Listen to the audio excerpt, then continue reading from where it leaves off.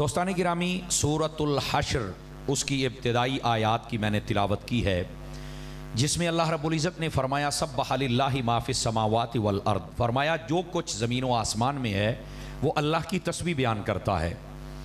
اللہ کی پاکی اور اللہ کی تسبیح بیان کرنا، اس کا مطلب یہ ہوتا ہے کہ اللہ کے کمال کو بیان کیا جائے، اس کی قدرت کا اظہار و اقرار کیا جائے اور اس کی شانوں کا اقرار کیا جائے اور اس کے ذات سے ہر قسم کا نقص، کمی اور عیب اور کمزوری اس کو دور سمجھا جائے۔ جب بندہ اللہ کے کمال اور اس کی قدرت اور اس کی شان اور اس کی بڑائی کا اقرار کرے اور اللہ رب العزت سے ہر قسم کی کمزوری اور ہر قسم کی جتنی بھی وہ چیزیں جو الوہیت کے لائق نہیں ہیں ان سے براءت کا اعلان کرے، تو سمجھ لو کہ وہ بندہ اپنے رب کی تسبیح بیان کر رہا ہے۔ علماء فرماتے ہیں کہ یہ تسبیح تین طرح بیان ہو سکتی ہے۔ نمبر ایک، بندہ اپنی زبان کے ساتھ تسبیح بیان کرے، اور یہ تسبیح کا مطلب ہوتا ہے اللہ کا ذکر کرنا اور لفظ سبحان کے ساتھ ذکر کرنا۔ بخاری شریف کی جو آخری حدیث ہے کلمتان خفیفتان، اگر اس کو پڑھا جائے تو نبی رحمت علیہ السلام نے ارشاد فرمایا لوگوں دو کلمات ہیں، کلمتان خفیفتان علی اللسان، فرمایا کہ یہ دو کلمات زبان پر بڑی آسانی سے چڑھ جاتے ہیں، ثقیلتان علی المیزان، فرمایا قیامت والے دن جب نامہ اعمال میں تولے جائیں گے تو ان کا اجر اور ان کا وزن بہت زیادہ ہوگا، اور فرمایا حبیبتان الی الرحمن، اور جو اللہ کو یہ کلمات بڑے پسند ہے۔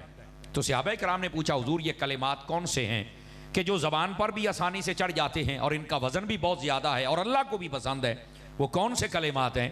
تو نبی پاک نے فرمایا سبحان اللہ و بحمدہ سبحان اللہ العظیم، فرمایا وہ یہ دو کلمات ہیں جو ان کو پڑھتا رہتا ہے اللہ تبارک و تعالیٰ اس کو بہت زیادہ اجر عطا فرما دیتا ہے۔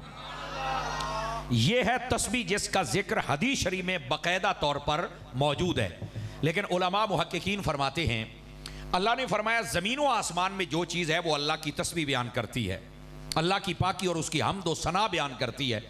تو فرمایا یہ چرند ہوں یا پرند ہوں، یہ انسان ہوں یا فرشتے ہوں، یہ جن ہوں یا کوئی اور مخلوق ہو، فرمایا یہ جتنی مخلوق ہے، توجہ میری طرف فرما سکتے ہیں کیا دائیں بائیں مڑ کے دیکھ رہے ہیں آپ حضرات؟ ادھر دیکھیں، تھوڑا سا مجھے ٹائم دیجئے تاکہ میں آپ کو سبق سناؤں، اور دائیں بائیں دیکھنا بند کیجئے۔ گرامی قدر حضرات، یہ اماں جی باہر چلے جائیں پلیز، اماں جی باہر چلے جائیں، باہر چلے جائیں، یہ مسجد ہے، مسجد میں عورت نہیں آ سکتی، آپ مہربانی فرمائیں، اللہ آپ کو جزا عطا فرمائے۔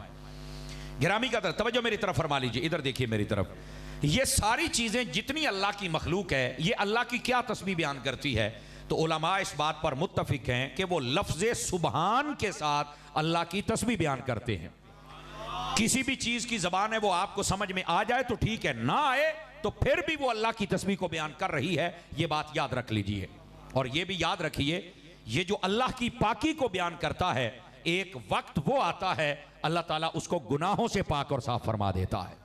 تو اس واسطے اللہ کی تسبیح بیان کرنا یہ بہت ضروری ہے، اور اللہ کا ذکر بیان کرنا یہ بہت ضروری، بلکہ اگر قرآن مجید پڑھیں تو فرمایا الذین یذکرون اللہ قیاما وقعودا وعلی جنوبہم، فرمایا کہ اللہ کے بندے جو ہوتے ہیں وہ اللہ کا ذکر اور اس کی تسبیح جب بیان کرتے ہیں، کھڑے ہوں تب بھی، بیٹھے ہوں تب بھی، لیٹے ہوں تب بھی، وہ اللہ کی تسبیح ضرور بیان کرتے ہیں، اللہ کا ذکر ضرور کرتے ہیں۔ تو اس واسطے جو ذکر خدا ہے یہ ضرور اپنائیں، اس کا دنیا میں بھی فائدہ ہے آخرت میں بھی۔ بلکہ اگر آپ توجہ رکھیں تو آپ کو ایک اور آیت سناؤں تاکہ آپ کو مزید سمجھ آئے اس کا مطلب کیا ہے۔ فرمایا جب تم اللہ کا ذکر کرتے ہو فَاذْكُرُوا اللَّهَ كَذِكْرِكُمْ، فرمایا کہ تم اللہ کا ذکر ایسے کرو جیسے تم اپنا ذکر کرتے ہو، اور کیسے كَذِكْرِكُمْ آبَاءَكُمْ أَوْ أَشَدَّ ذِكْرًا، جیسے تم اپنے بڑوں کا، اپنے قبیلے کا، اپنے باپ دادا کا ذکر کرتے ہو، اس سے بھی زیادہ محبت کے ساتھ اپنے رب کا ذکر کیا کرو۔ یہ یاد، یہ قرآن مجید ہے۔ بلکہ فرمایا یہ جو اللہ کا ذکر ہوتا ہے، فرمایا یا ایھا الذین آمنوا اذکروا اللہ ذکرا کثیرا، اللہ کا ذکر کرو تو پھر کثرت کے ساتھ اس کا ذکر کرو۔ بلکہ حضرت مولا مرتضیٰ شیر خدا مشکل کشا رضی اللہ تعالی عنہ آپ ارشاد فرماتے ہیں اللہ کا ذکر اس انداز میں بیان کیا جائے کہ لوگوں سے تم بالکل بیگانہ ہو جاؤ اور لوگ تمہیں دیوانہ سمجھنے لگ جائیں۔ اور ایک حدیث شریف میں یہاں تک موجود ہے، فرمایا جب تم اللہ کا ذکر بیان کرو تو فرمایا اس کا انداز یہ ہونا چاہیے کہ تمہاری زبان اگر تر رہے تو اللہ کے ذکر کے ساتھ تر رہے. تو یہ جو تسبیح ہے اس میں اللہ کی پاکی بیان کرنا اور اللہ کا ذکر کیا, اور ایک ایمان والے کو اپنے رب کی تسبیح اور اس کا ذکر ضرور کرنا چاہیے, چونکہ کائنات کی ہر چیز اللہ کی تسبیح کو بیان کرتی ہے. اس کے بعد فرمایا وَهُوَ الْعَزِيزُ الْحَكِيمُ, وہ عزت والا بھی ہے اور وہ حکمت والا بھی ہے. دوسری چیز فرمائی. اب آئیے تیسری بات. اللہ فرماتا ہے هُوَ الَّذِي أَخْرَجَ الَّذِينَ كَفَرُوا مِنْ أَهْلِ الْكِتَابِ مِنْ دِيَارِهِمْ لِأَوَّلِ الْحَشْرِ, فرمایا وہی اللہ ہے. یہ سورہ حشر کی دوسری آیت ہے, جس نے اہل کتاب میں سے کافروں کو گھروں سے نکالا اور ادھر روانہ کیا جدھر سے وہ آیت تھے. یہ آیت طیبہ جو یہودیوں کی مکمل سازش اور ان کی جلا وطنی اس کے احکام کو بیان کر رہی ہے. آپ کو پتہ ہے غزہ کے اندر اسرائیل اور اس کی جو یہودی مداخلت کر رہے ہیں وہ کتنا ظلم و ستم ہے. تو قرآن کی اس آیت سے آپ سمجھے کہ اصل یہ کون ہے, یہ کیا بلائیں ہیں جو آج تک ان کے اوپر مسلط ہیں, اور ہمارے ملک پاکستان نے ان کو تسلیم کیوں نہیں کیا اور مسلمان اس کو تسلیم کیوں نہیں کر رہے. آخر وجہ کیا ہے؟ وجہ یہ ہے, آپ کو یہ پس منظر سمجھنا ہوگا. حضرت موسیٰ علیہ السلام کا زمانہ تھا, آپ نے نا اپنی قوم کو بھیجا قوم عمالقہ سے لڑنے کے لیے. یہ جو قوم عمالقہ تھی بڑی شریر قوم تھی, تو آپ نے اپنی قوم جو قوم یہود تھی اسے کہا کہ ان کے ساتھ جنگ کر کے آؤ, اور ایک بات کہی, فرمایا کسی ایک کو بھی زندہ نہیں چھوڑنا ہے. یہ سارے گئے جنگ کرنے کے لیے, اور اس وقت قوم عمالقہ یہ مکہ اور مدینہ, یہ سارا حجاز اور یہ مدینہ کا ارد گرد خیبر بدر یہاں تک یہ پھیلے ہوئے تھے, یاد رکھ لیجئے, اور یہیں پر آ کر وہ لوٹ مار بھی کیا کرتے تھے. تو کہا کہ ان کو ذرا قتل و غارت کر دی جائے, برباد کر دیا جائے قوم عمالقہ کو, تاکہ یہ آ کر دوبارہ نقصان نہ پہنچا سکے. یہ جو قوم یہود ہے یہ ملک شام سے چلے یہاں پر آئے, اور انہوں نے آ کر قوم عمالقہ سے جنگ کی. حضرت موسیٰ علیہ السلام نے کہا تھا سب کو قتل کرنا, کسی ایک کو بھی باقی نہیں چھوڑنا. تو ہوا کیا کہ انہوں نے نا ایک بچے کو چھوڑ دیا, وہ بڑا خوبصورت تھا, باقی سب کو قتل کر دیا. جب یہ واپس ملک شام میں پہنچے تو حضرت موسیٰ علیہ السلام کا انتقال ہو چکا تھا. آپ نے اپنی قوم سے یہ کہا تھا کہ اگر وہ واپس آئیں میرے حکم کے مطابق آئیں تو یہاں رہنے دینا, ورنہ یہودیوں کو یہاں رہنے نہیں دینا. آپ نے جو اپنے متبعین وہاں تھے ان کو یہ کہا. اب یہ جب یہودی حضرت موسیٰ کے ماننے والا یہ گروہ جب وہاں پہنچا تو انہوں نے کہا بتاؤ بھی کیا بنا. کہتے ہیں قوم عمالقہ کو ہم نے مار ڈالا ہے, لیکن ایک بچہ ہے بڑا خوبصورت ہے, ہم نے اس کو کچھ نہیں کہا. تو حضرت موسیٰ علیہ السلام کے جتنے وہاں پر نائبین تھے ان سب نے کہا کہ تم نے حضرت موسیٰ علیہ السلام کی مخالفت کی ہے, اور انہوں نے ہمیں حکم دیا ہے کہ اگر میرے حکم کی مخالفت کر کے آئیں تو ان کو یہاں رہنے کی اجازت نہیں ہے. قوم یہود کی سب سے بڑی بدماشی یہ ہے کہ یہ اللہ کے نبیوں کے حکم کی نافرمانی کرتے ہیں. سب سے بڑا ان کا فتنہ یہ ہے. اچھا, ان کو نہ وہاں سے نکال دیا گیا, حالانکہ بظاہر یہ باقی سب کو مار کے گئے تھے, ایک کو چھوڑا تھا, لیکن جب رسول کی بات آ جائے تو ایک کو کیوں چھوڑیں, جب حکم ہے تو سب کو قتل کرو. یہ قوم یہود کو وہاں سے نکال لیا, وہاں سے ان کو گھر بار چھین لیے گئے اور ان کو بے گھر کر کے وہاں سے بھگا دیا گیا. اور کہاں بھگایا؟ یہ جہاں حجاز میں آ کر انہوں نے قوم عمالقہ کو برباد کیا تھا, اسی علاقے میں آ کر یہ آباد ہو گئے. اب ذرا غور سے سنیے, یہ پس منظر کی بات ہے, اس بات کو ذرا سمجھیے آپ حضرات. اہل علم کو بتائے, عوام الناس کا یہ آج پہلی مرتبہ سنیں گے کہ ان کی ہسٹری کیا ہے یہودیوں کی. یہ دوبارہ یہاں آ کر آباد ہو گئے, ان کو وہاں سے بھگا دیا گیا اور بے گھر کر دیا گیا. سلسلہ گزرتا رہا, حضرت عیسیٰ علیہ السلام آئے, ان کا وقت بھی گزر گیا. نبی پاک علیہ السلام 560 سال کے بعد آئے حضرت عیسیٰ علیہ السلام. یہ نسل در نسل یہاں آباد تھے, مدینہ اس کے گرد و نواح میں اور مکہ اور اس کے گرد و نواح کے اندر, لیکن زیادہ یہ مدینہ کے گرد و نواح میں تھے. اور ان کے تھے 3 قبیلے. کتنے قبیلے تھے؟ ایک قبیلے کا نام تھا بنو نذیر, دوسرے کا نام تھا قریظہ, تیسرے کا نام تھا قینقاع. یہ 3 قبیلے ہیں. اب ان میں سے جو بڑا قبیلہ تھا وہ بنو نذیر تھا, اس کی بڑی شاخیں تھی. اب جب نبی پاک علیہ السلام مکہ میں جلوہ گر ہوئے, آپ نے اعلان نبوت فرمایا 40 سالوں کے بعد. 13 سال مکے میں رہنے کے بعد نبی پاک نے ہجرت فرمائی تو آپ آگئے مدینہ طیبہ میں. یہ یہودی جو تھے یہ سارے مل کر نبی پاک علیہ السلام کے پاس آئے اور آپ سے بات چیت کی. ان کے چند ایک بندے تو مان گئے, کلمہ پڑھ لیا, باقیوں نے نہیں پڑھا. نہیں جی ہم آزمائیں گے, دیکھیں گے یہ وہ نبی ہے یا نہیں ہے. حالانکہ ان کی کتابوں میں لکھا ہوا تھا آخر الزمان سچا نبی آئے گا, یہ نشانیاں, اور وہ ساری کی ساری مصطفیٰ جان رحمت میں نشانیاں پائی جاتی تھی, لیکن یہ مانے نہیں. اب ہوا کیا؟ جب جنگ بدر ہوئی, غور سے سننے والی بات ہے, توجہ میری طرف رہے. جب جنگ بدر ہوئی نا تو مسلمان فتح پا گئے, یہودی سارے اکٹھے ہو کے بیٹھے. انہوں نے کہا بتاؤ بھی یہ نبی سچا ہے یا نہیں ہے. تو یہودی سارے جو ان کے عالم تھے وہ بولے کہ یہ نبی سچا ہے؟ کہا کیوں؟ کہنے لگے ہماری کتابوں میں لکھا ہوا ہے کہ یہ نبی اگر بغیر تیاری کے بھی جائے تو اللہ ان کو فتح عطا فرما دے گا۔ اگرچہ بدر میں تیاری نہیں تھی، لیکن یہ دیکھو یہ نبی یہ جنگ جیت گئے ہیں، لہذا یہ سچے نبی ہیں۔ اب یہ بات ان کے ذہنوں میں تھی، لیکن وہ یہودی تھے، انہوں نے کہا نہیں جی ہم اور بھی آزمائیں گے۔ توجہ میری طرف بیٹے، توجہ میری طرف، کہا ہم آزمائیں گے۔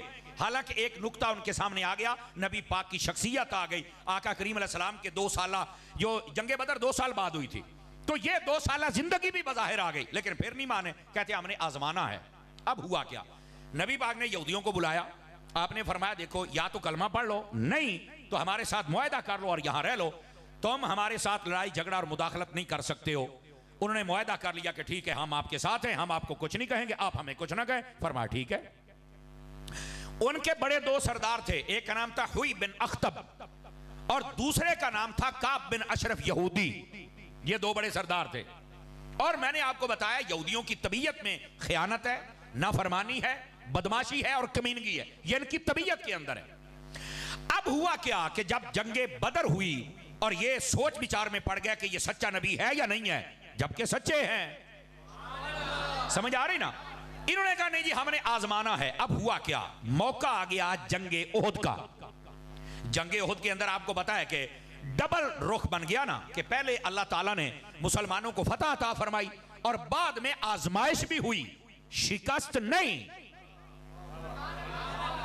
جملہ سمجھنے کی کوشش کریں، شکست نہیں، آزمائش ہوئی کہ جب وہ تیر انداز 50 جو تھے وہ جب آ گئے تو کافروں نے پلٹ کر حملہ کیا اور بظاہر بڑا نقصان ہو گیا۔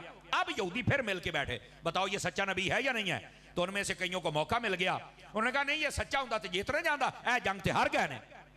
حالانکہ مسئلہ اور تھا، اب سمجھ رہے ہیں نا، آزمائش آ گئی۔ اور انہوں نے کیا کیا؟ راتوں رات کعب بن اشرف یہودی جو تھا یہاں سے نکلا 40 بندے لے کے اور مکے میں چلا گیا، اور چل کے کہتا ہے میں آپ کو یقین دہانی کراتا ہوں کہ میں آپ کے ساتھ ہوں، میری یہودی قوم آپ کے ساتھ ہے، اور ہم نے مسلمانوں کے نبی سے معاہدہ توڑ دیا ہے، تو ہم دوبارہ تیاری کرو، ہم مدینے والوں پر حملہ کریں گے۔ یہ بات اللہ تعالیٰ نے نبی پاک کو وحی کے ذریعے بتا دی۔ نبی پاک کو جب پتا چلا تو آپ نے حضرت صفوان کو بلایا۔ یہ حضرت صفوان کون ہے؟ یہ کعب بن اشرف یہودی کے رضائی بھائی تھے، ایک ہی دائی کا دودھ کعب بن اشرف یہودی نے بھی پیا تھا اور حضرت صفوان نے بھی پیا تھا۔ اور یہ عرب کا کلچر تھا کہ ایک دائی کا دودھ کئی بندے پیتے تھے اور بعد کے اندر وہ آپس میں بھائی بھائی سمجھتے تھے اپنے آپ کو۔ توجہ ہے حضرات؟ موبائل سے نکل کے میرے بیٹے بات سنیے ذرا، آپ کو فائدہ ہوگا، یہ بڑی معلوماتی بات آپ کی خدمت میں عرض کر رہا ہوں۔ اب نبی پاک نے حضرت صفوان کو بلایا جنہوں نے کلمہ پڑھ لیا تھا، لیکن یہ دودھ شریک بھائی تھے اس کعب بن اشرف یہودی کے، جو مکے میں گیا مدینے سے اور اس وعدے کو توڑنے کا یقین دلا کے آیا۔ نبی پاک نے فرمایا اللہ نے مجھے بتا دیا کعب بن اشرف یہودی نے یہ کمینگی کی ہے، یہ جہاں بھی ملے، جس حالت میں ملے اور جیسے ہو، قتل کر کے اس کا سر میرے پاس لے کے آؤ۔ یہودیوں کا علاج ہی لتر ہے، یہ یاد رکھ لیجئے، بس ان کا دوسرا علاج نہیں ہے، یہ بڑی گندی قوم ہے، یہ یاد رکھ لیجئے۔ اب نا یہ حضرت صفوان نے کہا جی ٹھیک ہے، حضرت صفوان نے کعب بن اشرف یہودی جب واپس ہے نا مکے سے، کہنے لگے وہ میریاں کھجوراں نے تو انہاں دی تقسیم کاری کرنی ہے تے میرے نال چل، کہندا میں تھکیاں سویرے جاواں گا، انہوں نے کہا نہیں آج ہی جانا ہے۔ تو ظاہر سی بات ہے ایک دودھ شریک والا رشتہ تو تھا، کہندا چل یار تیرے نال میں چلنا۔ جب آبادی سے باہر گئے انہوں نے کڈی تلوار تے 2 ٹوٹے کر دو، کہ یہ کیا کر رہے ہو؟ اس نے کہا جو تو ساڈے نال کیتا ہے نا یہ اس کا صلہ دیا جا رہا ہے۔ اس نے وہیں پر 2 ٹکڑے کیے، سر اٹھائے اور نبی پاک کی بارگاہ میں لے۔ نبی پاک بڑے خوش ہوئے، آپ نے فرمایا آج تو نے مجھے خوش کیا ہے۔ سمجھ آ رہی ہے نا؟ یہ ہر چیز کو معاف کر دو، نبی پاک نے معاف کر دیا۔ تو معاف کرنے والیاں گلاں سنیاں نے، تو آ گلاں سنیاں نہیں میرا پوت، اے بھی سن ذرا یہودیوں کا علاج کیا ہے۔ نبی پاک نے اس کو قتل کروا دیا۔ اب جو تھے یہودی وہ ہو گئے پریشان کہ ایسا نل کی بنیا۔ اب یہی بات اللہ فرماتا ہے وَقَذَفَ فِي قُلُوبِهِمُ الرُّعْبَ يُخْرِبُونَ بُيُوتَهُمْ بِأَيْدِيهِمْ وَأَيْدِي الْمُؤْمِنِينَ فَاعْتَبِرُوا يَا أُولِي الْأَبْصَارِ۔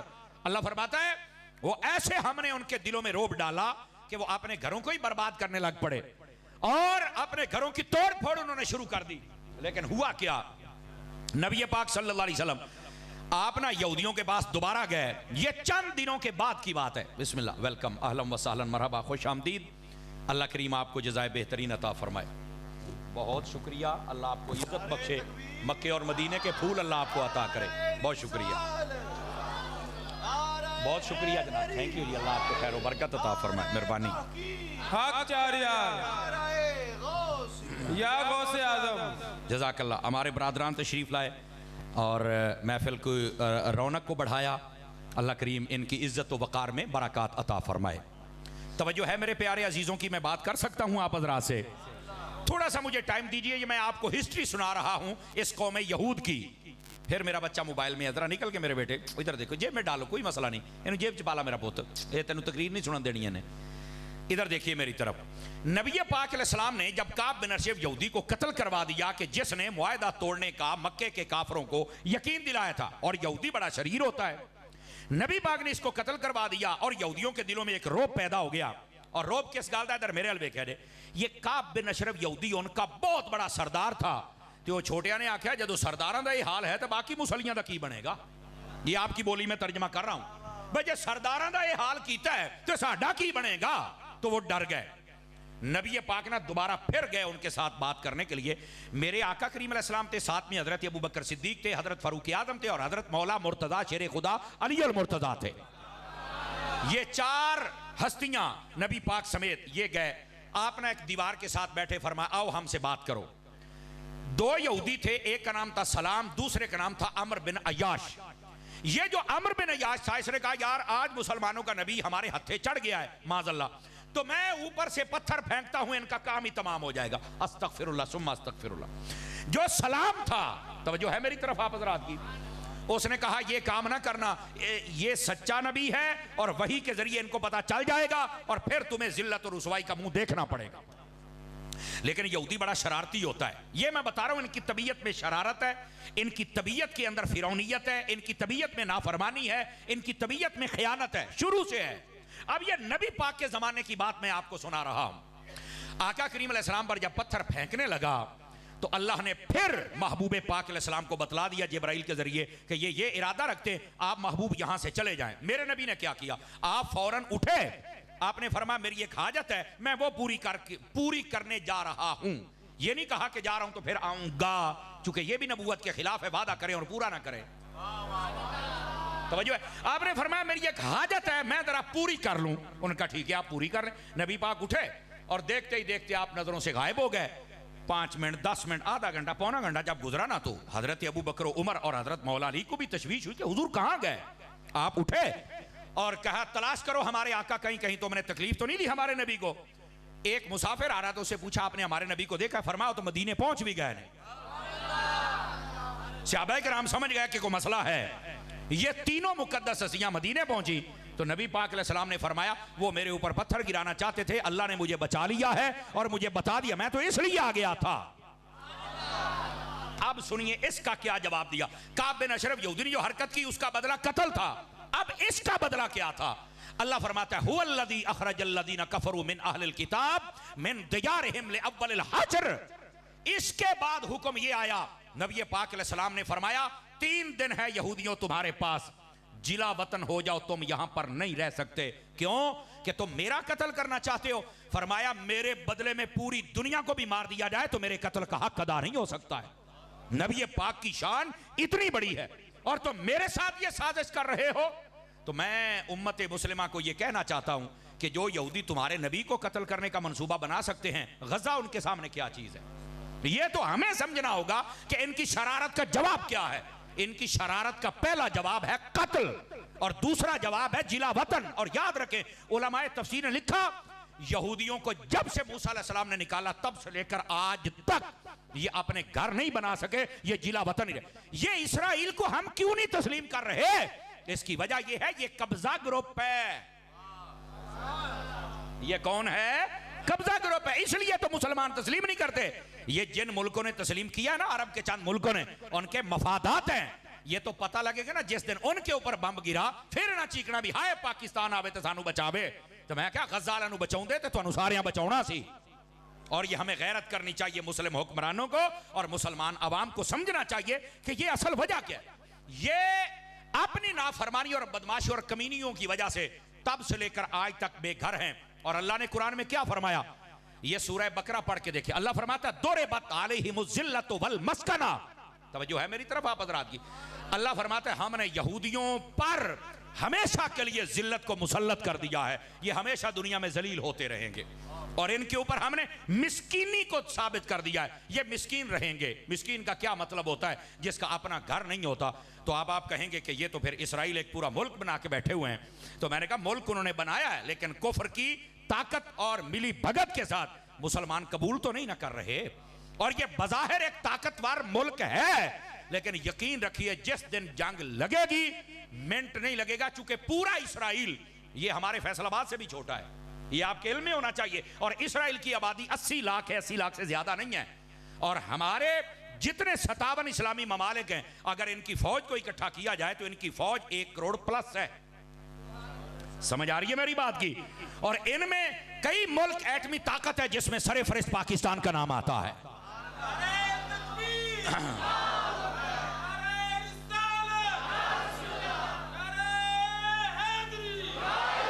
بات آپ کی خدمت میں یہ بتا رہا ہوں کہ ان یہودیوں کو وہاں سے جلا وطن کر دیا گیا، لیکن اس کے باوجود آج کل ایک جتھے کی صورت میں اسرائیل میں بیٹھ کر یہ مسلمانوں پر ظلم و ستم کر رہے ہیں. چونکہ ان کو پتا ہے قرآن نے کہہ دیا کہ ہمارے اوپر ذلت ہے تو ہم نے ساری زندگی ذلیل ہونا ہے. یہ کبھی یہودی عزت پا سکتا؟ یہ بظاہر جو ایک ملک بنا کے بیٹھا ہے، چند ملک کہتے ہیں کہ اسرائیل ملک ہے، ہم نہیں کہتے. پاکستانی پاسپورٹ کے اوپر لکھا ہوا ہے. یہ پاسپورٹ پوری دنیا کے کسی ملک کے لیے کار آمد ہے، لیکن اسرائیل کے لیے نہیں، چونکہ اسرائیل ملک ہی نہیں ہے. سمجھ آ رہی ہے آپ حضرات کو؟ میرے عزیز، چونکہ یہ ایک قبضہ کیا گیا اس زمین کے اوپر، اور اس قبضے کو پھر انہوں نے آہستہ آہستہ اپنے گھر میں اور ملک میں تبدیل کر لیا. اللہ نے قرآن میں کہا یہ برباد ہوں گے. لکھ لو میری بات، اسرائیل برباد ہوگا. لکھ لو، آج ہو جائے کل ہو جائے، ہونا ہے. لیکن ابھی تک تو ہمارے حکمران یہ بھنگ پی کے سوئے ہوئے ہیں. پتہ نہیں یہ انگریزوں کے کتے نہلانے والے ہمارے اوپر کب سے مسلط ہو گئے، جن کو اصل پتہ ہی نہیں ہے کہ ہم نے کرنا کیا ہے. ارے ان کے تو پیسے باہر ہیں نا، ان کے کاروبار ان کے ملکوں میں، ان کے بچے پڑھ رہے ہیں، انہاں رشتہ داریاں کیتیاں نے. ان کو کیا پتا کہ ہم نے آنکھوں میں آنکھیں کیسے ڈالنی ہے. یہاں کوئی صلاح الدین ایوبی جیسا ہے، ٹیپو سلطان جیسا ہے، سلطان محمود غزنوی جیسا ہے، یا کم از کم بابا جی خادم حسین رضوی جیسا ہے.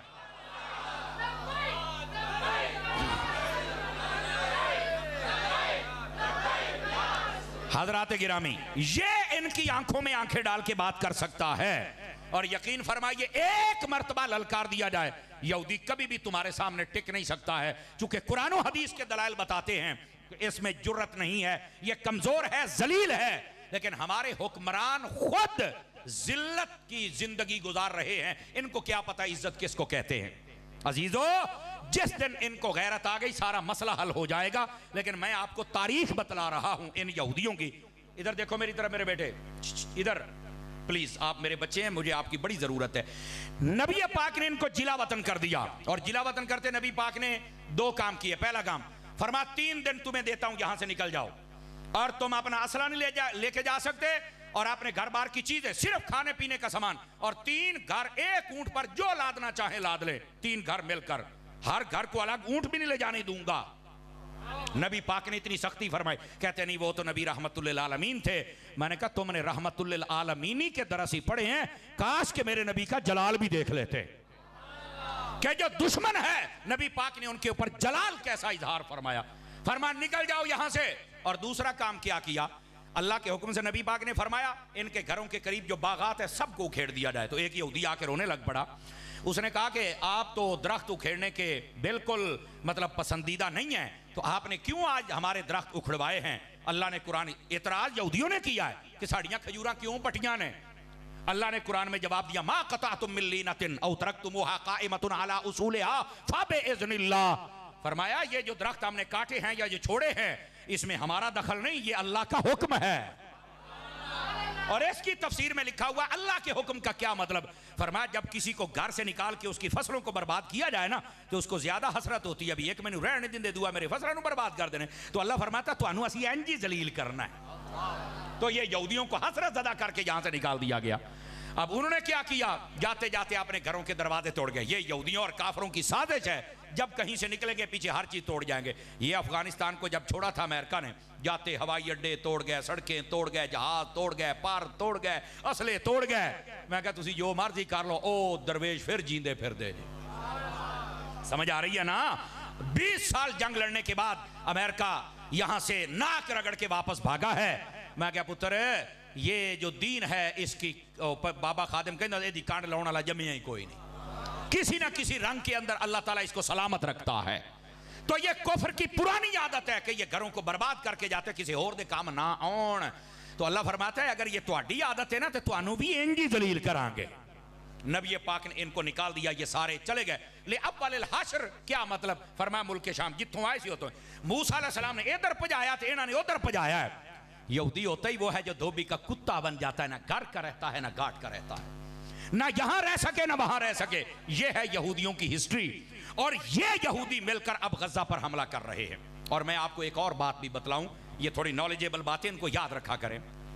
یہ فلسطین اور مسجد اقصیٰ, اس پر کیوں آخر یہ چڑھائی کرتے ہیں؟ وجہ کیا ہے؟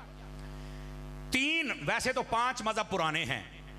ایک ہے دین یہودیت, ایک ہے دین عیسائیت, ایک ہے آگ پرست, دوسرا ہے ہندو بودھ پرست, اور چھٹا مذہب ہے اسلام. یہ پرانے مذہب ہے, اور یہ سب اولڈ ہیں.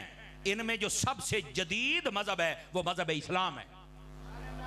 یہ نکتہ سمجھے. آج ہمیں کہتے ہیں او یار مولوی 1400 سال پرانی گال کر دینے. او بابا جڑا دین یہودیت ہے نا وہ 4000 سال پرانا ہے, دین عیسائیت ہے نا وہ 2200 سال پرانا ہے.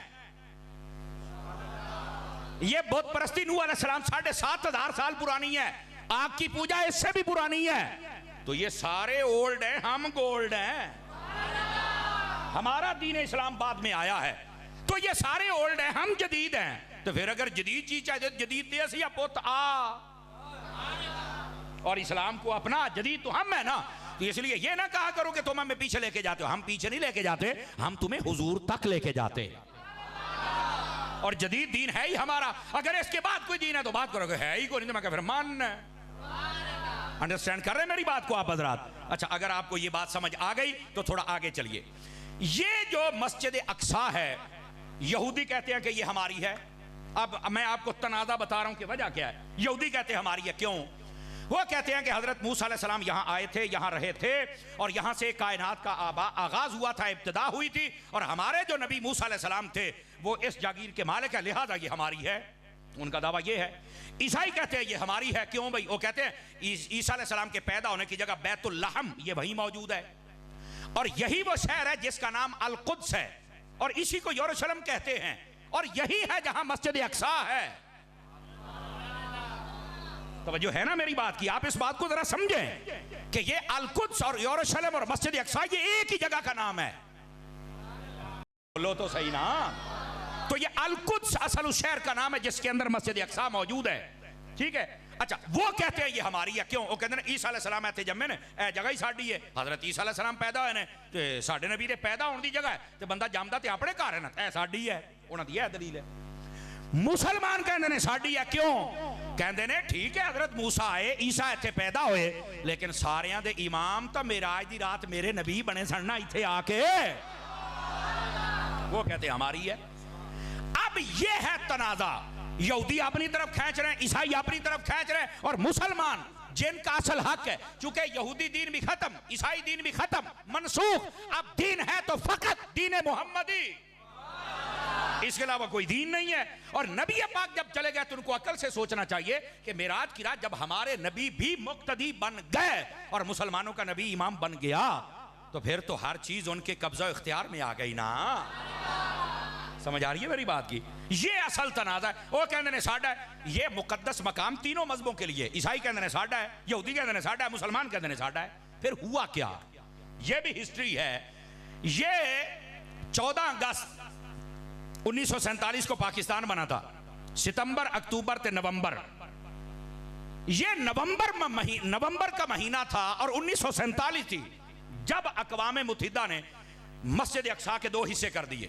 جیسے یہ مسجد اقصیٰ ہے, اس کے 2 وچاڑے چماری کند, اگلا مشرق والا حصہ دے دیتا یہودیاں نو, بھئی تسی لے لو, پچھلا حصہ دے دیتا مسلماناں نو. اب یہ میں آپ کو بتا رہا ہوں کہ اصل مسئلہ بنیا کتوں ہے. باقی پورے شہر کو انہوں نے گرا, مسجد اقصیٰ کو ابھی کچھ نہیں کہا. آج تم ویڈیو دیکھ رہے ہو نا کہ گر گئی مسجد, نہیں گری, بالکل سلامت ہے, ایڈی چھیتی نہیں جے ڈگنی. کیونکہ وہ یہودی کہندے نے کہ ساڈی اونوں ٹھون تے پھر مار دے نے. ادھا حصہ مسلماناں دا کول ہے تے مسلماناں بھی نہیں ٹھونی. مسلمان تے پہلے مسجد نہیں ٹھوندا, بچاوندا ہے. اب یہ اصل کشمکش ہے. اور یہودی وہاں پر پاورفل ہوتے ہوتے انہوں نے آہستہ آہستہ کر کے نا تھوڑا تھوڑا زمین پر قبضہ کرنا شروع کر لیا.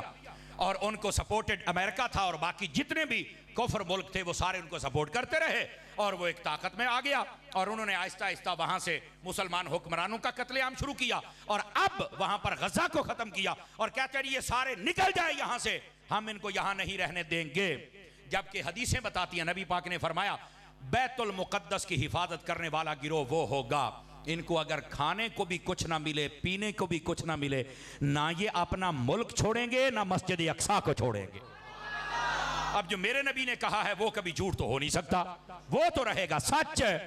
اور یہی وجہ ہے کہ مسلمان وہاں پر ہر روز سینکڑوں کی تعداد میں شہید ہو رہے ہیں, لیکن وہاں کی عورتوں اور بچوں کو بھی سلام ہے کہ وہ مسجد اقصیٰ کو خالی چھوڑ کر نہیں جا رہے, چونکہ ان کی حفاظت کرنا یہ بشارت میرے مصطفیٰ نے عطا فرمائی ہے. اس لیے وہ مسلمانوں پر ظلم و ستم کر رہے ہیں. چاہیے تو یہ تھا کہ سب سے پہلے سعودی عرب سٹینڈ لیتا, پاکستان سٹینڈ لیتا, لیکن سعودی عرب نو اپنی پئی ہے, پاکستان نو اپنی پئی ہے.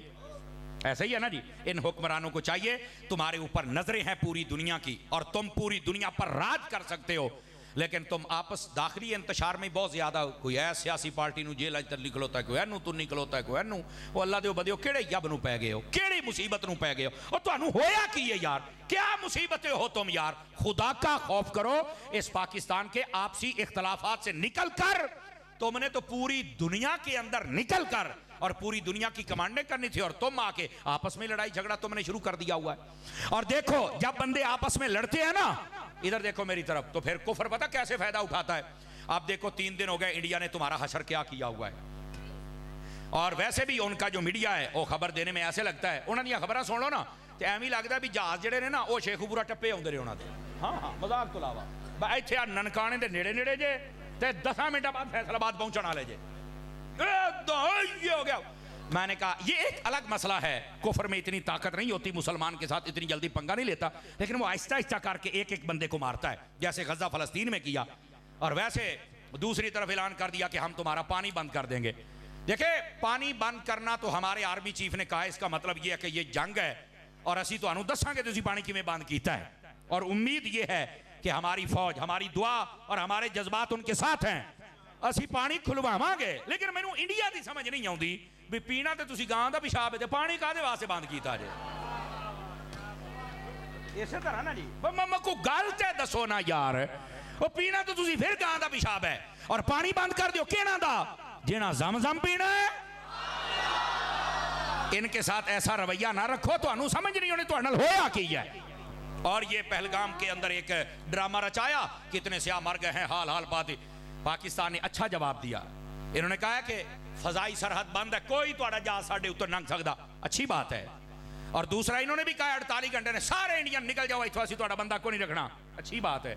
اور ساتھ میں بارڈر نے کہا تسی بات ایسی بھی بند کیتا سی, کو چوڑیاں نہیں پائیاں. اور ہمارے آرمی چیف صاحب نے یہ بھی کہا ہے, انہوں نے کہا جداں دا تسی حملہ کرو گے انشاءاللہ او دے تو تکڑا جواب آئے گا.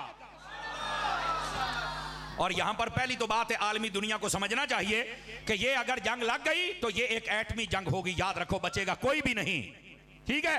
پہلی تو بات ہے دانش مندی سے کام لے, اور دوسری بات یہ ہے کہ یہ جھوٹا پروپیگنڈا ہے, اس سے بچیں. اور تیسری بات یہ ہے ہمارے حکمرانوں کو, ادھر دیکھو ہمارے صحافیوں کو, ہمارے مذہبی بندوں کو, ہمارے تاجروں کو, ہمارے سیاستدانوں کو, ہماری اس فوج کو سوچنا پڑے گا کہ آخر یہ سارے ہم پر حملہ آور کیوں ہو رہے ہیں.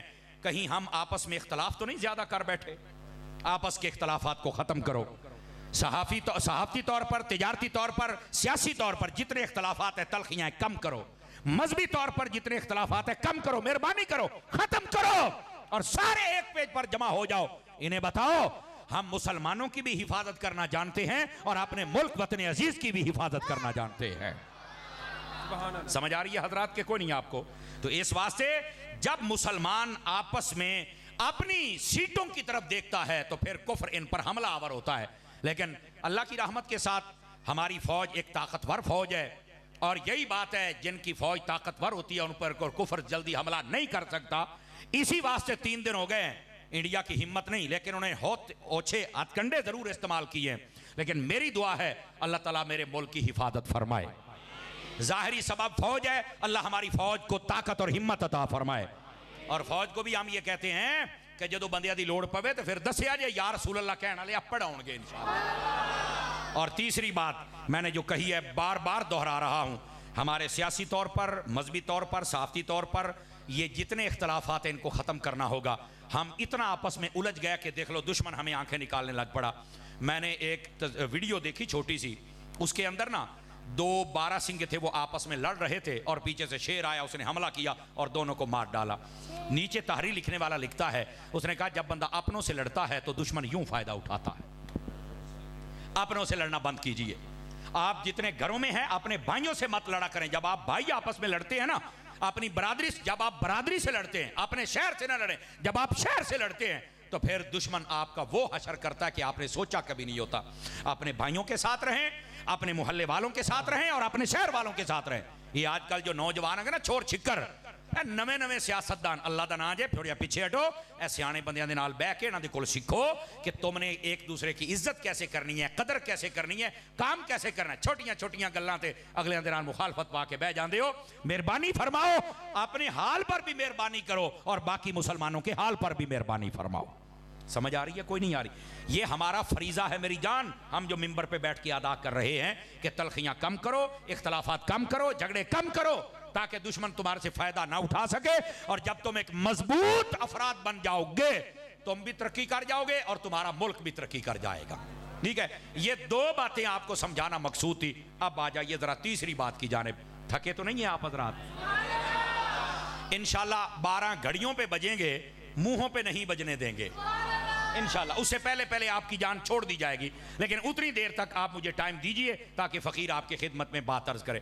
یہ ہے زمینی حقائق غزہ کے اعتبار سے اور یہ انڈیا اور پاکستان کے حوالے سے، یہ زمینی حقائق ہیں. اب آ جائیے تھوڑا اگلی بات. ایسے معاملات ہوتے کیوں ہیں؟ یاد رکھیے قرآن و حدیث کا مطالعہ کر لیں. ایسے معاملات تب آتے ہیں جب بندہ قرآن و سنت کا راستہ چھوڑتا ہے. میرے بیٹے باتیں بند کریں گے؟ بیٹے دوبارہ میں پھر گزارش پیش کر رہا ہوں، میرے بچوں آپ کی ہمیں بہت ضرورت ہے. ادھر دیکھیں میرے بیٹے، پلیز آپ ہماری فوج ہیں تے تسی ساڈی پنیری ہو، تہاڈی مینوں بڑی لوڑ ہے تے نبی پاک بھی بڑی بچیاں نال شفقت کردے سن تے تسی شفقت کرواؤ یار، مہربانی کرو. ہیں اللہ آپ کو خوش رکھے. ذرا توجہ میری طرف رکھیں. تیسری بات یہ ہے ایسے موقع تب آتے ہیں جب بندہ اپنی من مرضیاں کرتا ہے اور قرآن و سنت کا راستہ چھوڑ دیتا ہے. خدا را ہم نیچے سے کام شروع کریں. ہونا تو چاہیے اوپر سے کام شروع ہو، لیکن اوپر والے جو بھنگ پی کے ستے نے تو چلو تھلے والے آپ جاگ جانے ہیں. ہمیں چاہیے کہ ہم اپنے معاملات کو اللہ رسول کے حکم کے مطابق بجا لائیں. کیا میں امید کروں کہ یہ معاملہ ہو سکتا ہے؟ اگر ہم اپنے تائیں کوشش کریں تو ہمارے بہت سارے معاملات میں خرابیاں، خرافات اور جتنے رسم و رواج ہیں ختم ہو جائیں گے. جب ختم ہو جائیں گے تو ہمارے جتنے اوپر آنے والے عذاب منڈلا رہے ہیں اللہ کی رحمت کے ساتھ یہ ویسے ختم ہو جائیں گے. حدیث شریف میں ہے، توجہ میری طرف رکھیے گا، اللہ تعالیٰ عذاب کو بھیجتا ہے کہ جاؤ فلاں شہر کو نیست و نابود کر کے آؤ. عذاب اللہ بھیجتا ہے. عذاب ذرا غور سے سنیے گا.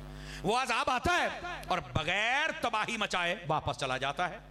تو اللہ رب العزت باوجود اس کے کہ ہر چیز کا علم رکھتا ہے، میرا رب پوچھتا ہے میں نے تو تمہیں بھیجا تھا کہ ان سب کو برباد کر کے تو ویسے ہی واپس آ گیا، حالانکہ میرے اللہ کو سب پتہ ہے.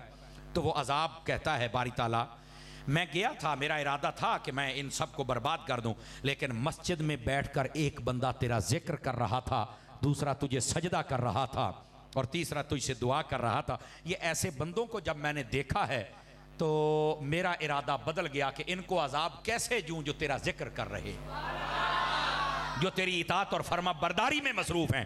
یعنی ایک بندہ اگر مصروف ہو تو سب سے عذاب ٹل جاتا ہے، اور اگر باقی سارے بھی مصروف ہو جائیں. اچھا ایک طرف یہ ہے، اب دوسری طرف سنیے گا. حدیث شریف میں ہے فرمایا کئی پہلے یعنی قوم بنی اسرائیل اور اس سے پہلے جتنی قومیں آئی ہیں ان کی بستیاں جب برباد ہونے لگی نا، توجہ میری طرف ادھر دیکھیے، فرمایا اس وقت کیا ہوتا تھا, فرشتے جب عذاب دینے آتے نا تو کئی فرشتے واپس چلے جاتے. اللہ فرماتا ان کو برباد کیوں نہیں؟ یا اللہ فلاں بندہ نیک ہے. فرمایا نہیں, اس کا گھر پہلے برباد کرو. کہا کیوں؟ فرمایا وہ اتنی برائیاں دیکھ کر بھی خاموش بیٹھا ہوا ہے. میرے بھائی, اگر اللہ کی رحمت ایک ذکر والے سے عذاب کو دور کر کے تمہیں بچا سکتی ہے, اور اگر کوئی برائیوں پر نہ بولے اور برائیوں کو اچھا سمجھنے لگ جائے اور چپ ہو جائے اور یہ کہہ دینا جتھے لگا ہے لگا ہی رہے, اس وقت اللہ کا عذاب آتا ہے اور سب سے پہلے نیکوں کو برباد کرتا ہے, باقیوں کی تباہی بعد میں ہوتی ہے. اللہ کے بندو, اپنے اندر یہ جرأت پیدا کرو کہ اچھائی کو اچھائی کہو, برائی کو برائی کہو. کبھی تو ایسا کام آ جائے کہ نبی پاک کی ایک حدیث پہ عمل ہو جائے. میرے آقا کریم نے فرمایا صلی اللہ علیہ وآلہ وسلم, آپ فرماتے ہیں جب کوئی برا کام دیکھو تو سب سے پہلے فرمایا اپنی زبان سے روکو. زبان سے نہیں روکتے, ہاتھ سے روکو. ہاتھ سے نہیں روک سکتے, دل سے تو برا جانو نا. آج زمانہ وہ ہے دل سے برا جاننے والا کام بھی آہستہ آہستہ جا رہا ہے. اور یاد رکھو جس دن یہ ختم ہو گیا پھر عذاب کا انتظار کرنا. میرے نبی نے فرمایا جب فتنے بڑھ جائیں گے اس وقت ہوگا کیا؟ توجہ میری طرف, ایک ایک بات سننے والی ہے. میرے آقا کریم نے فرمایا جب فتنے بڑھ جائیں گے پہلی نشانی یہ ہوگی کہ لوگ دین کو چھوڑ جائیں گے. دوسری نشانی, لوگ جاہل کو اپنا پیشوا بنائیں گے, عالم کو اپنا دشمن سمجھیں گے. آج وہی صورتحال ہے. مرزا جیسا جاہل جس کو کمرے میں باندھا ہوا ہے اس کو تو اپنا پیشوا مانا جا رہا ہے, اور جو علماء میدان عمل میں ہیں ان کو کہا جاتا ہے مولوی نے ساریاں جڑا کیتا ہے. نہیں, مولوی ہی ہے جو تیرا ایمان بچا رہا ہے. مولوی ہی ہے جس نے مسجدیں آباد کی ہیں. مولوی ہی ہے جو 5 وقت کی اذان دیتا ہے. بلکہ مسلم شریف کی حدیث ہے, نبی کریم علیہ السلام نے ارشاد فرمایا لا تسبوا الدیک فإنہ یوقظ للصلاۃ. فرمایا کبھی مرغ ککڑ ہوندا نا, ککڑ تہجد ٹائم کدی بانگ دے نا تو فرمایا اس کی آواز کو برا نہ سمجھنا, اس کو گالی نہ دینا. کیوں؟ فرمایا یہ تمہیں نماز کے لیے جگاتا ہے. اس کی شرح کے اندر علماء لکھتے ہیں لوگو یہ تمہارے لیے سبق ہے. اگر کوئی بندہ مرغ اذان دے تو اس کو برا نہیں کہہ سکتا, تو جو عالم 5 وقت اذان دیتا ہے ان کو برا کیسے کہہ سکتے ہو؟ ان علماء کی عزت کو سمجھو, وقار کو سمجھو. لیکن نبی پاک نے فرمایا یہ پنکھا باندھی رہے تو ٹھیک ہے, آپ بس تقریر سنیں انشاءاللہ خیر ہو جائے گی. ادھر دیکھیے نا, پسینہ پسینہ آئے گا تو میری طبیعت کھلے گی نا. توجہ میری طرف رکھیے, ذرا سیدھا ہو کے, اگر ناراض نہ ہوں تو, تھکے ہوئے بھی نہ ہوں تو سیدھے ہو کے بیٹھیے. اور اتنے سبحان اللہ کہ مجھے پتہ لگے کہ بندے جاگ رہے ہیں. ویسے نہ بھی کہیں تو تقریر ہو جائے گی. یہ تھوڑی سبحان اللہ نہ سانو تقریر نہیں آؤندی, سانو ویسے ہی آؤندی ہوندی ہے, لیکن یہ ایک ربط ہوتا ہے گفتگو کا, وہ جڑا رہتا ہے. ادھر دیکھیں میرے نبی پاک صلی اللہ علیہ وسلم نے فرمایا فتنے جب عروج پہ ہوں گے نشانیاں. توجہ ہے, نبی پاک نے فرمایا جاہل کو اپنا پیشوا بنایا جائے گا اور عالم کو پیچھے کیا جائے گا. کمینے بندے کو عزت دی جائے گی اور عزت والے کو ذلیل سمجھا جائے گا. نبی پاک نے فرمایا شراب عام ہوگی اور روکنے والے کو برا سمجھا جائے گا. فرمایا سڑک کنارے پر عورتیں بدکاری کریں گی اور روکنے والا کوئی نہیں ہوگا. آج ساری سڑک کنارے کھڑی ہیں, جہاں سے بٹھاؤ گاڑی میں لے کے چلے جاؤ, یہی بدکاری اور کس کو کہتے ہیں؟ میرے نبی نے فرمایا اپنی بیوی کو ماں پر ترجیح دی جائے گی اور بیوی کی عزت کو آگے بڑھایا جائے گا, ماں کو پیچھے پھینکا جائے گا. فرمایا دوستوں کی عزت کی جائے گی, اپنے باپ کی عزت نہیں کی جائے گی. یہ میرے نبی نشانیاں بتلا رہے ہیں. فرمایا خیانت عام ہوگی, جھوٹ عام ہوگا, دھوکہ عام ہوگا. اور فرمایا اس وقت ایک اور مسئلہ, ناچ گانے والیاں بھی عام ہوں گی. جہاں چاہو تم ناچ گانا ان کا دیکھ سکتے ہو. آج یہ حالات تمہارے سامنے ہے. اور ہمارے کئی لوگوں نے ماحول ایسا بنا دیا, محفل کرنی ہو تو اجازت لینی پڑتی ہے سیکورٹی کی, اور اگر کنجر نچوانے ہوں تو کوئی اجازت نہیں ہے. سارے کنجر کھڑے ہو کے دیکھنے شروع کر دیتے ہیں. معذرت کے ساتھ کوئی جملہ سخت ہو تو مجھے معاف کر دینا. اور یہ سختی اگر ہم کرتے ہیں تو ہمیں بھی ڈاکٹر سمجھا جائے کہ جو آپریشن کرتے وقت چھری چلاتا ہے تو تمہیں تکلیف نہیں ہوتی, بھی ساڈے فائدے واسطے کردا پیا ہے, تے سانو بھی مذہبی ڈاکٹر سمجھ لو. خیر ہے, ہن چپ ہو گئے جے جناب. ہیں اسی بھی اگر آپریشن کرتے پہ تو نکا موٹا سانو بھی کٹ لا لین دے میرا پوت, ٹینشن نہ لے. تو یہ نبی پاک صلی اللہ علیہ وسلم نے اس بات کو واضح فرمایا. سوال یہ ہے, ادھر دیکھیں میری طرف, شیشہ میں نے آپ کے سامنے کر دیا. ہر بندہ کھڑا ہو کے اپنا چہرہ دیکھ رہے ہیں, اس کے اندر کیسا نظر آتا ہے. ہر بندے کو اپنا چہرہ دیکھنا چاہیے, اور اگر یہ گندی تصویر اس چہرے میں نظر آئے تو پھر شیشے کو نہ توڑو. اور میں نے شیشہ دکھایا, مجھے برا نہ کہو, بلکہ اپنا چہرہ دھو کے آؤ. سمجھ آ رہی ہے نا حضرات؟ ہم سب کو اپنی اصلاح کرنی ہوگی. یہ فتنوں کا دور ہے اور اس کے اندر وہی کام ہو رہا ہے جو آپ دیکھ رہے ہیں اور جو میرے نبی نے فرمایا تھا. جبکہ حقیقت کیا ہے؟ رحمت عالم صلی اللہ علیہ وآلہ وسلم آپ کے اگر دین کو دیکھا جائے اس میں تو خیر ہے، رحمت ہے، شفقت ہے. نبی پاک صلی اللہ علیہ وسلم تو یہاں تک فرماتے ہیں کہ جو کسی راستے پر چل رہا ہو اور دیکھے کہ راستے کے اوپر کوئی اٹکل والی چیز ہے، روڑا ہے، وٹا ہے، کنڈا ہے، فرمایا اس کو اگر کوئی ہٹا دے تو اللہ اس بندے کے لیے جنت کا راستہ آسان فرما دیتا ہے. ہمارے دین میں تو اتنی خیر ہے، لیکن آج وہ کہاں گئی خیر؟ ہمارے دین کے اندر اتنی خیر ہے. نبی پاک صلی اللہ علیہ وسلم آپ نے فرمایا، غور سے سنیے گا، بنی اسرائیل کی ایک بدکارہ عورت تھی، فرمایا اپنے گندے مقصد پہ جا رہی تھی. بخاری شریف میں روایت ہے، کتا ایک پیاس سے مر رہا تھا، اس نے اپنا جوتا اپنے دوپٹے سے باندھا اور کنویں میں لٹکایا اور اس کے اندر پانی نکال کے کتے دے منہ پایا، اور جان بچ گئی. اللہ نے اس وقت کے نبی علیہ السلام سے کہا اس عورت کو کہے ہمیں تیری ادا یہ پسند آ گئی، ہم نے تیرے گناہ معاف کر دیے ہیں، اچھے عمل کر، ہم نے تمہیں جنتی بنا دیا. ہمارے دین میں جان بچانے پر اتنا بڑا اجر ہے، تو جہاں بدکار عورت کتے کی جان بچائے اس کا یہ حال ہے، تو جہاں ایک مسلمان کی جان بچائے. بات سمجھ آ رہی ہے حضرات کہ کوئی نہیں آ رہی؟ ہم کہاں چلے گئے؟ ہم نے اپنے راستے بدل لیے اور پھر ہم کہتے ہیں غزہ کے مسلمانوں پر حملے ہو گئے، پھر ہم کہتے ہیں انڈیا سانو اکھاں کٹ ہے. ہم اپنے کرتوتوں پر بھی تو غور کریں نا میرے بھائی. ہمارے جو پہلی امتیں، آپ کو پتا ہے ان کے اوپر عذاب کیوں آئے تھے؟ قرآن مجید کہتا ہے سب سے زیادہ وجوہات دو بیان کی ہے. ناپ تول میں کمی کرتے تھے، نبیوں کی نافرمانی کرتے تھے. بتائیے یہ قوم ناپ تول میں کمی کر رہی ہے کہ نہیں کر رہی؟ بتاؤ مجھے ذرا. لیکن شکر کرو ابھی پتھر نہیں برسے، شکر کرو ابھی چہرے نہیں بگڑے. نبی پاک نے فرمایا تھا جب ایسا موقع آ جائے لوگ بددیانتی پر اتر آئیں اور فخر سمجھیں، فرمایا پھر انتظار کرنا زلزلے کا، سرخ اندھیریوں کا اور بے موسمی بارشوں کا. اب اسلام آباد میں آپ نے دیکھا کیسا ژالہ باری ہوئی، دیکھی ہے نا آپ نے؟ گاڑیاں تباہ کر دی، سارے بندے ہوئے ہوئے ہوئی، اتنا نقصان. میں کہا جتھے 4 برف دے گوڑے ڈگے نے اوتھے تسی انہیں چیک دے پے ہو، تو غزہ کے اندر تو اتنے بمب گرے، تب تکلیف کیوں نہیں ہوئی تھی؟ ہمیں سوچنا ہوگا. یہ ہمارے کرتوتوں کے پیش نظر ہے سب کچھ. بھائی اپنے آپ کو سنبھالو. آج کل کا نوجوان یہ مسجد میں نظر کیوں نہیں آتا؟ یہ فیسٹیول کی زینت کیوں نظر آتا ہے؟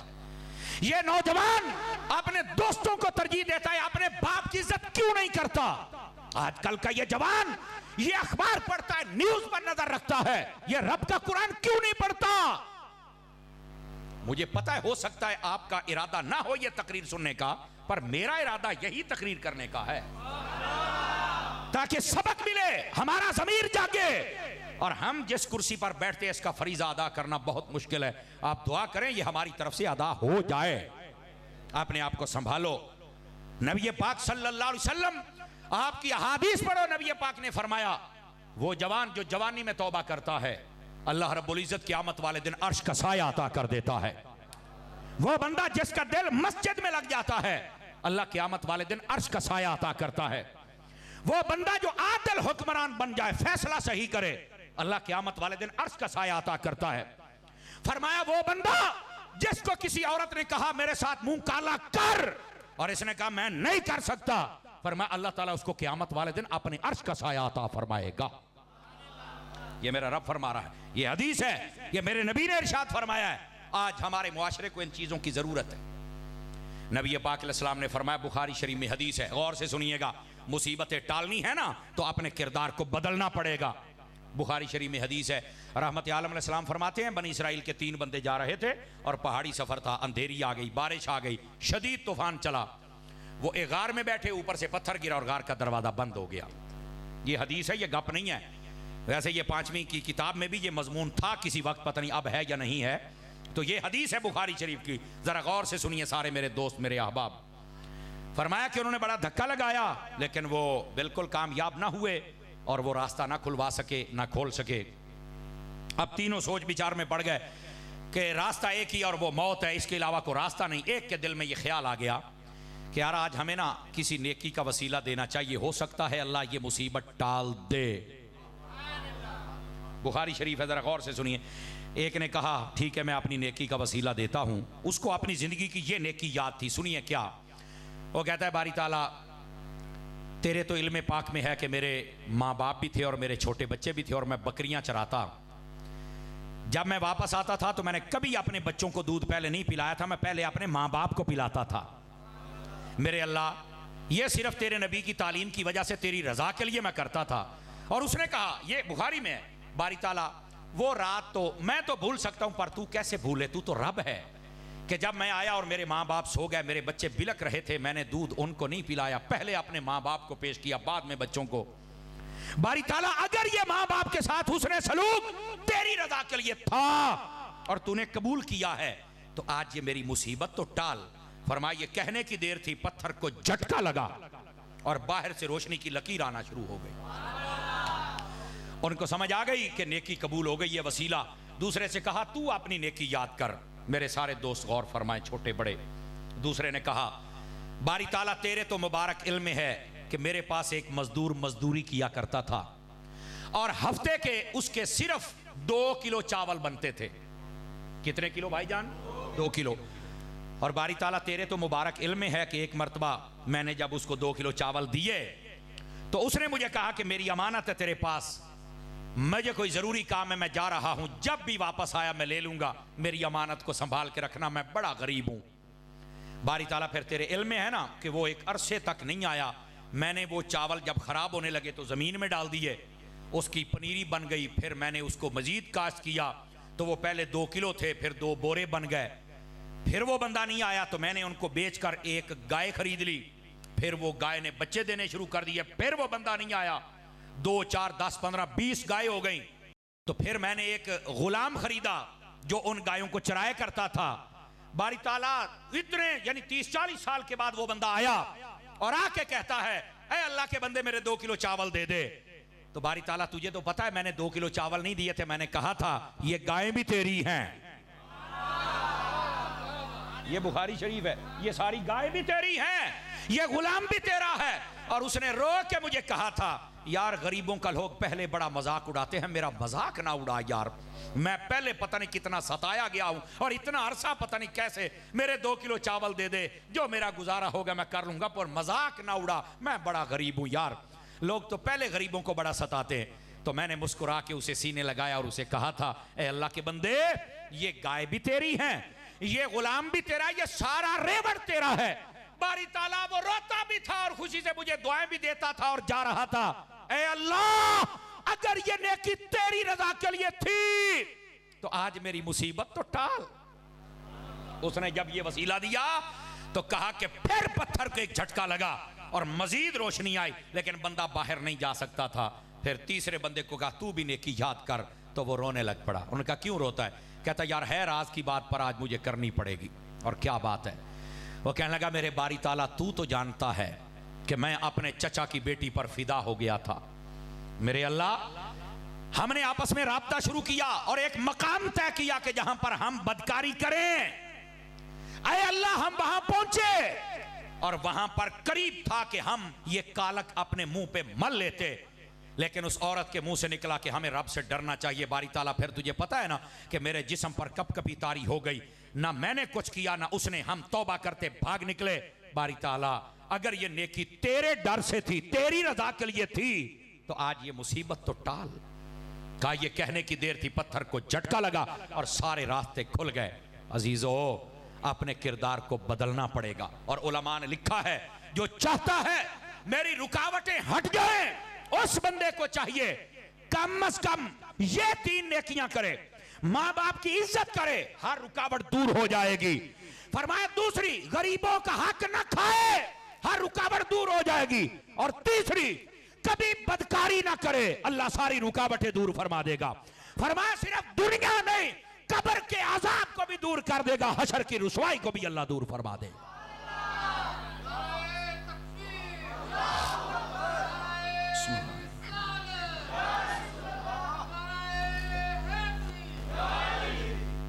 میرے عزیز اور پیارے دوست, جب تک ہم اپنا کردار نہیں بدلیں گے, ہم اپنے آپ کو نہیں سنبھالیں گے, اس وقت تک یہ رکاوٹیں ہمارے سامنے آتی رہیں گی. تو اپنے کردار کو بدل کے دے, خدا کی قسم یہ ساری رکاوٹیں دور ہو جائیں گی اور اللہ تعالیٰ دنیا بھی بہتر فرما دے گا اور آخرت بھی بہتر فرما دے گا. میں گفتگو کو سمیٹنے کی طرف آ رہا ہوں، صرف 2-4 منٹ اور ہیں، میں پھر آپ سے اجازت چاہوں گا، چونکہ میں نے وعدہ کیا تھا 12 بجے سے پہلے فقیر آپ کی جان چھوڑے گا۔ ویسے بھی لگ بھگ گھنٹہ ہو گیا ہے گفتگو کو، لیکن اس بات کو ہم سمجھنے کی کوشش کریں۔ اتنی بڑی تعداد میں ہم لوگ بیٹھے ہیں اور ہم سستیاں کرتے ہیں قرآن پڑھنے میں، نماز پڑھنے میں، اور ہمارے معاملات کے اندر کتنی سستیاں ہیں، اور لوگوں نے نا اپنا ایک دین بنایا ہوا ہے۔ جو دکان بنا کے بیٹھے کہتے ہیں اس کے حلال کمانا بھی تو عبادت ہے، تو بھائی نماز پڑھنا عبادت نہیں ہے؟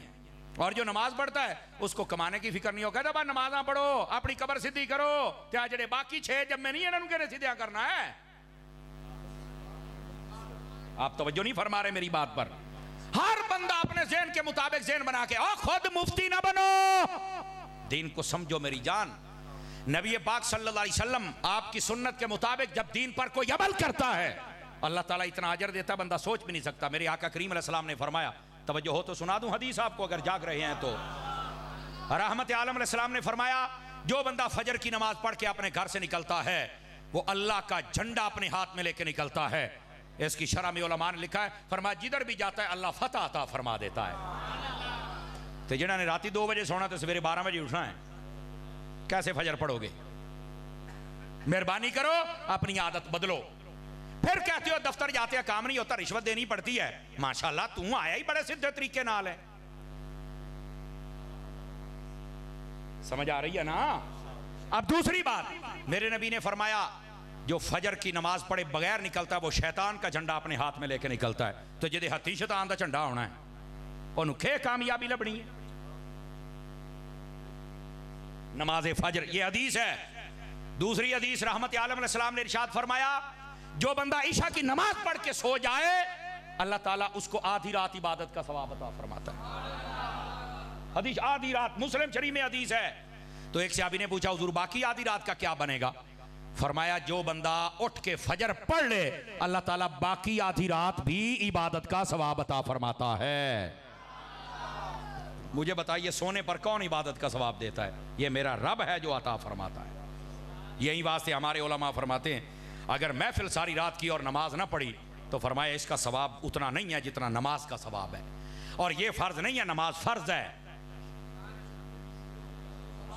سمجھ آ رہی؟ اس کا یہ مطلب نہیں آج تو بعد محفل نہیں کری، محفل کر، پر یہ اعلان نہیں ہونا چاہیے۔ عشاء کی نماز ہوتی ہے نا تو بعد میں مولانا صاحب اعلان کرتے ہیں حضرات عشاء کی نماز ہو گئی یا جلدی جلدی مسیتے آ جاؤ تو آپ محفل شروع کریے۔ تو میں کہ نماز ہی سارے چلے گئے نے اخیا ہو، تو میں کہ ہوں بے نمازیاں نا محفل شروع کرنی ہے؟ سوالیہ نشان تو ہے نا۔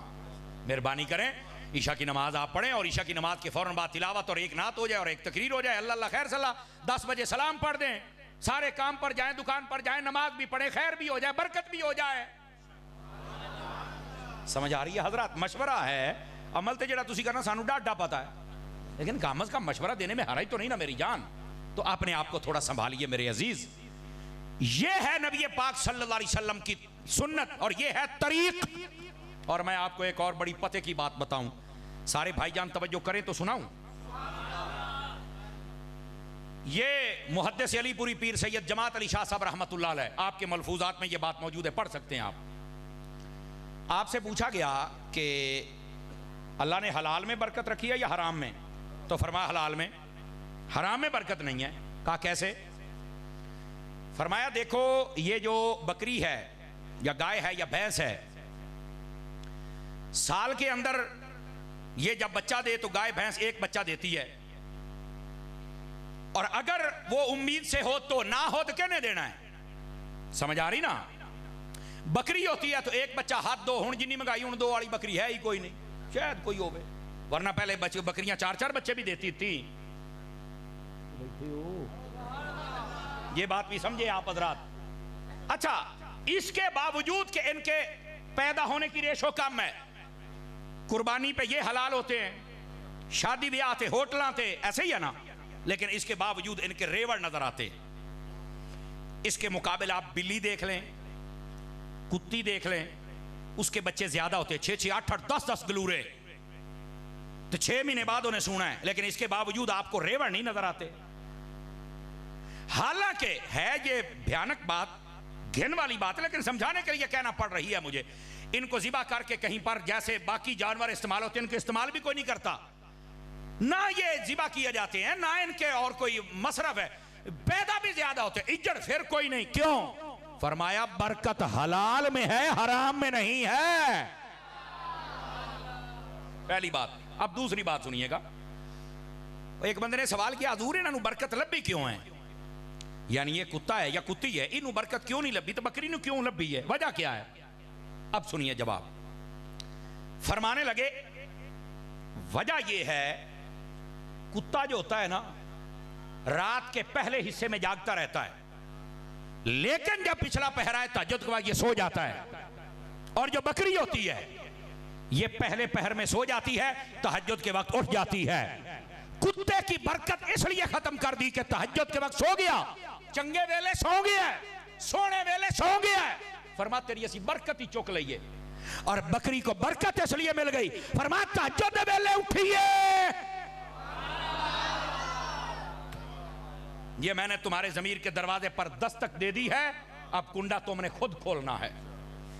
اگر بکری جاگ جائے تہجد کے وقت، حالانکہ نہ انہیں مسجد ہونا ہے نہ انہیں نماز پڑھنی ہے تو نہ، لیکن تہجد کا ٹائم برکت ہے، اس میں جاگنے سے ہی اللہ نے اس کو برکت دے دی ہے.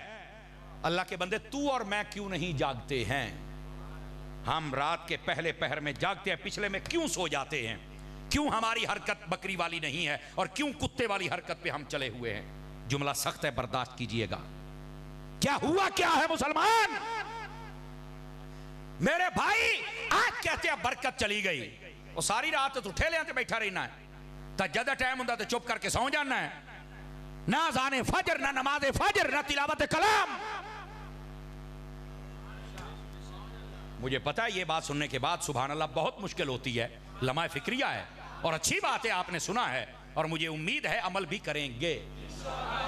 ٹائم سے سوئیں اور تہجد کے وقت ٹائم سے اٹھنے کی عادت. اور آپ کو پتا ہے یہ ڈاکٹر حضرات کہتے ہیں سویرے اٹھ کے ذرا سیر کریا کرو، کہتے ہیں نا جی، یہ سویرے ہی سیر کیوں، رات ہی کیوں نہیں؟ کبھی سوچا ہے؟ کہتے ہیں جی وہ ٹائم ایسا ہوتا ہے کہ اس کے اندر یہ رکشے، یہ بسیں، یہ ٹرک اور یہ چیزیں نہیں ہوتی، ڈسٹ لیس ماحول ہوتا ہے سارا موسم، یعنی اس میں دھوڑ تے کٹا تے رکشے تے یہ وہ نہیں ہوتا. میں نے کہا یہ تیری ڈاکٹری تحقیق ہے، تمہیں صوفیاء کی تحقیق بتاؤں؟ صوفیاء کہتے ہیں جو بندہ فجر کے وقت اٹھ کے ذرا باہر نکلتا ہے نا، اللہ تعالیٰ اس کو شفا دیتا ہے، اس کی صحت کے لیے فائدہ مند ہے. کیوں؟ فرمایا وجہ یہ ہے اس وقت جاگنے والے یا نمازی ہیں یا قرآن والے یا تہجد، جتنے ڈاکو، لٹیرے، شرابی، بدماش، بدکار، یہ سارے سوئے ہوئے ہوتے ہیں. یہ ہوا نمازیوں کے جسم سے ٹکرا کے جب آتی ہے تو جو اس ہوا میں سانس لیتا ہے اللہ اسے بھی شفا عطا فرما دیتا ہے. یہ ہے اصل لاجیکل بات، یہ صوفیاء نے تحقیق کی ہے. اور توجہ ہے میرے بھائی، خدا را نبی پاک کی سنت کی طرف رغبت فرمائیے، خدا را مہربانی فرمائیے اور نبی کریم علیہ السلام کے طریق پر چلنے کی کوشش کیجئے.